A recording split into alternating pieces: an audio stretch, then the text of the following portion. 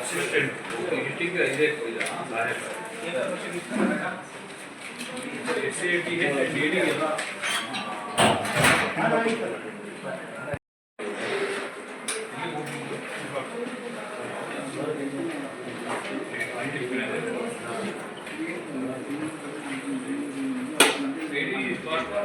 ಯಾಕಂದ್ರೆ ನಾವು ಸ್ಯಾಂಕ್ಷನ್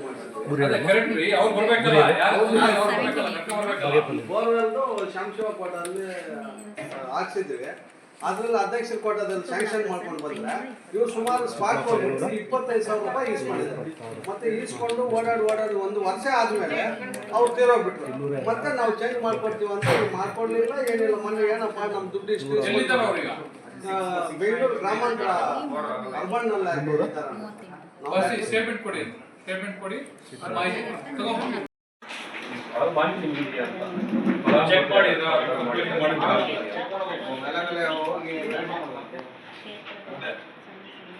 ಇದರಲ್ಲಿ ವಾಸವಿ ಅಂತ ಹೇಳಿ ಅವರು ತಾಲೂಕು ಆಫೀಸರ್ ಇದ್ದಾರೆ, ಆಬ್ಜೆಕ್ಟ್ ಆಗಿದ್ದಾರೆ, ರಿಪೋರ್ಟ್ ಕಳಿಸ್ಕೊಟ್ಟಿದ್ದಾರೆ.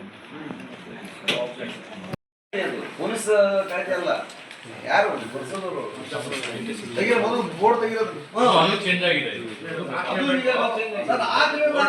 ನಾವು ಅಧಿಕಾರಿಗಳಿದ್ದಾರೆ ಹೇಳೋದು ಬೇಡ, ಆಗ್ಲೇಬೇಕು ಅಂದ್ರೆ ನಮ್ಮ ಬೋರ್ಡ್ ಹಾಕ್ಬೇಕು ನೀವು. ಅದೇ ನಮ್ಮ ಬೋರ್ಡ್ ಇದೆಯಲ್ಲ, ಪಂಚಾಯತ್ ಹೋಗ್ತಾ ಅದಲ್ಲ.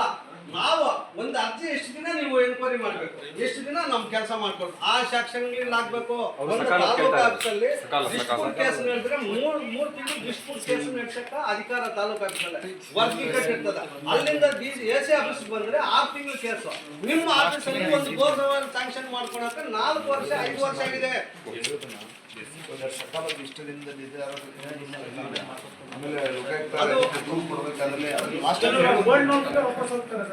ಕೆಲವರು ಸರ್ ನಮ್ಮ ಅಂಬೇಡ್ಕರ್ ಎತ್ಕೊಂಡು ಹೋಗಿ ಬೋರ್ವೆಲ್ಗೂ ಬೇರೆ ಕೊಟ್ಬಿಟ್ಟಿದ್ದಾರೆ. ಆದಿಜಾಂಬವ, ಗೋವಿನ ಕುಮಾರಿ ಅಂತ ನಾವು ಲಿಸ್ಟ್ ಮಾಹಿತಿ ತಗೊಂಡಿದ್ವಿ. ಇವ್ರ ಹತ್ರ ಲಿಸ್ಟ್ ಇದೆ, ಇವಾಗ ತೆಗಿಯಕ್ಕೆ ಹೇಳಿ ಸರ್. ಇವ್ರ ಹತ್ರ ಇದೆ ಲಿಸ್ಟ್, ನಾವು ಕೊಡ್ತೀವಿ ಸರ್.